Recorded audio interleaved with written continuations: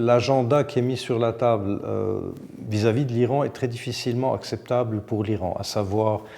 zéro enrichissement, démantèlement total du programme nucléaire,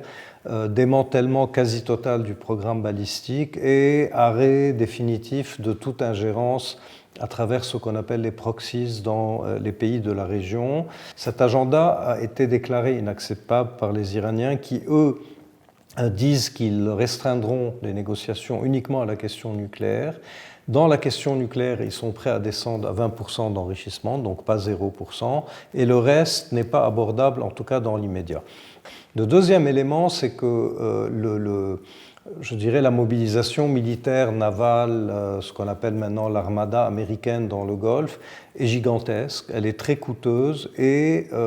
il est très difficilement envisageable qu'elle ait été déployée uniquement pour un résultat qui ressemblerait beaucoup à ce qu'on avait il y a 1, 2 ou 3 ans, ou même en 2015 lorsqu'il y a eu l'accord irano-américain. Donc ne pas faire quelque chose, ne pas obtenir quelque chose de très substantiel, et là il faut définir ce qu'est le très substantiel, on ne sait pas, de la part de Donald Trump serait pour lui une sorte de rebuffade, puisqu'il apparaîtrait un peu comme ayant, disons, montré ses muscles sans obtenir vraiment quelque chose de très fondamental. Alors qu'est-ce qu'il peut essayer d'obtenir avec cette armada, à défaut de tous les points qu'il voudrait? Peut-être instaurer un blocus à long terme contre l'Iran, empêcher vraiment toute exportation